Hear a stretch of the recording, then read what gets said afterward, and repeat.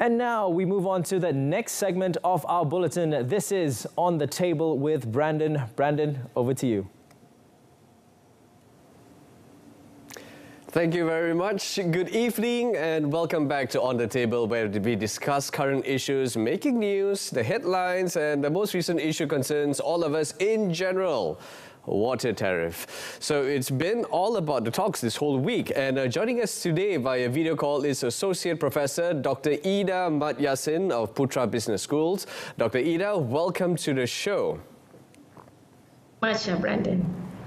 We're happy to have you here. Now, to begin, let's talk about the timeline, as in why make these water tariff adjustments now? Your thoughts on this? Yeah. Thank you very much. I think, Brandon, in this case, the water tariff, in terms of the increase of the water tariff, has been discussed many years ago. But I think due to COVID-19, things are pending, and now when the economy is good, the discussion come back again. So basic reasons why this tariff need to be increased or need to be reviewed is because the cost is more, actually, in terms of maintaining the facility itself. We know that water is very important to all of us. It also relates to the life of our people. So the increase in the tariff now basically is to take into consideration the maintenance of the facility, water facility, and of course in this case to replace the old pipes that we have. So to ensure the quality of the water, as well as to ensure the sustainability of water itself to our people. Right, right. Thank you very much for this explanation. Now, moving on to the following question. All right, so the National Water Services Commission, or SPAN, has advised all state governments to comply. However, these states' governments noted that they will adhere to their respective states' water authorities. So our water tariff rates definitely are not standardized, first and foremost. Now, even with the presence of a national commission, namely SPAN, should there be some kind of a cohesive agreement between SPAN and these state regulators?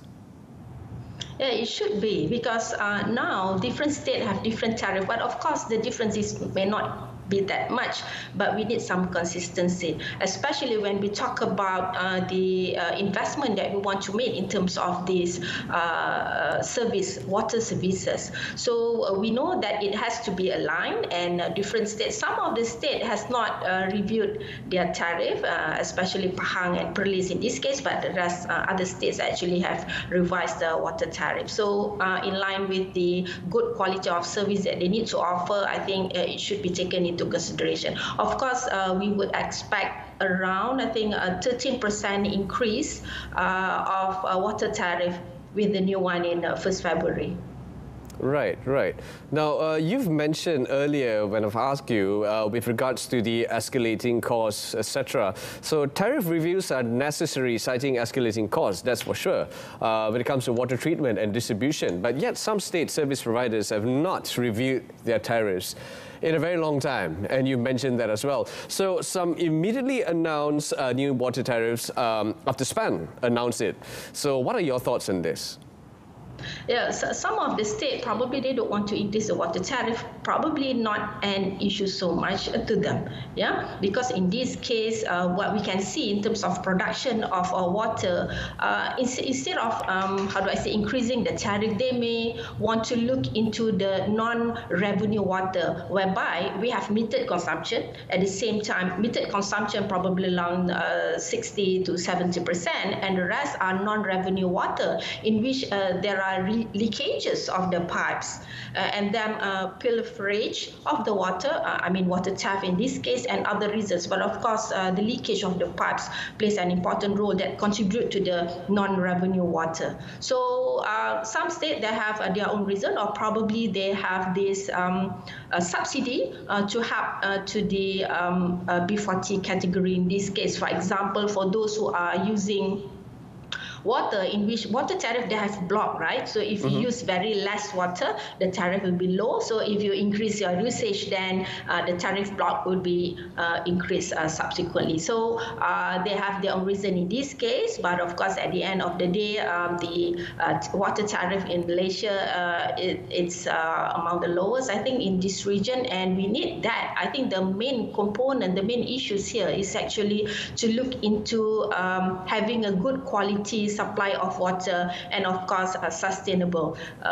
We don't want to have, how do I say, some water issues, yeah? I mean, some cities or state like Klang Valley, Selangor and Kuala Lumpur, as well as Penang or Malacca, they have issues on that. Some of the reason is due to the manufacturing sector or industry that they have, because they also share. I mean, we have these two categories of users. Yeah, we have domestic users as well as industry users. So there are competing usage of water for that matter. That is also happen. So I think for the lower income category, they may not be affected so much if we have this subsidy to help them, and probably the revenue that we receive from the industry, we can actually cover for the low income category in terms of the subsidy for water. Right, and mentioned about subsidy, Doctor. Penang is a state that has given out subsidies, 10 ringgit, if I'm not mistaken. Now, Doctor, first and foremost, when you heard about this new water tariffs adjustments, how did you receive this news in the first place? Okay, thank you for that question. My first response would be, it is time. Okay, it is time for the tariff of water to increase, because we would like to have a sustainable supply of water with a good quality. We know that some of the maintenance of the water treatment plant need to be done. I mean, this is for long term. We need to understand that water is very important, and long term sustainability of this water industry is crucial. So, I mean, in this case, I think it is time for the revise of the water tariff. So happened, Brandon, I mix around with people in this industry. They mentioned to me that, of course, it is not a profitable industry anyway, right? The revenue that they have actually need to cover the cost just to give a good service to the people. And they also at the same time need to take into consideration the non-revenue water, as I mentioned just now, the leakage, the pilferage of water, in which it reduces the revenue for this water. So we need to handle this issue. But at the same time, on the other side, this one we just talk about the supply side. On the demand side, which is on the consumer side, sometimes if the water, the price is too low, the tariff is too low, we tend to waste the water. I mean, I'm thinking about myself, Brandon. Sometimes when I water the plants, I feel, how do I say, guilty. You know, I should be not watering the plant using tap water anyway. Yeah, I should probably wash rice and use that to water my plant. So these are the things that we can do from the side of the consumer. Not to waste water, because sometimes the water is too, how do I say, cheap, then people tend to waste. I mean, that's on another side, okay? On the supply side, we just mentioned about the supply side just now, whereby we need to have a good quality supply of water, continuous, you know, without stoppage, and we need to reduce all this leakage and pilferage of water. Right. Now, you mentioned that, of course, you have people who are guilty of wasting water, put it that way, where, of course, they leave the tap on running, you know, when they're washing their hands, washing their car, or whatsoever, when rainwater would be an ideal source of water to actually wash your car. Those are some of the tips. But of course, in terms of raising this whole new water tariff adjustment, so on and so forth, would you think what is more feasible is that those who take this for granted, that do not pay for their water supply in the first place, if these people, this group are targeted, and then we adjust the water tariff, would you think that this is more feasible? I think it should be done concurrently, Brandon. Should be done. Everything should be done concurrently, because when we talk about maintenance of this water facility, it is a huge money. It's not a small money. So I think federal government also has put some commitment to help the state in this case in terms of the to upgrade the facility, because it is not a small investment. Yeah, this kind of thing. So in terms of upkeeping, this needs to be done. And it is being done right now. Right. Now, following up on your questions earlier, any tariff hike will definitely be a financial burden. Now, you've mentioned the B40 group, so on and so forth. Of course, talking about burden to consumers, yet it is necessary to ensure a better service in the future. Now, according to SPAN, your comments on this, with regards to, yes, you mentioned, of course, it's an upkeeping thing, the machinery, so on and so forth. But what else we as consumers and we as Malaysians need to actually thoroughly understand? Yeah, one thing that I want to bring here is the importance of the resource itself. Water is a very important resource. I'm talking about throughout the world. It's just that for us in Malaysia, we take for granted because we have a lot of water, I would say. Yeah, because in some country, the price of water per liter is more expensive than the price of oil. So, but in our country, we are blessed. I must say that we are blessed. We have that, water from the river. From underground. So these are all things that we shouldn't be taken for granted. So in this case, I think both ways plays an important role. To me, it's a supplier of water, who is responsible to look into the supply of water, and on the other hand is the consumer itself, which is us on the demand side. So we, both of this group actually plays an important role, and it should be check and balance between these two all the time. Right, Doctor.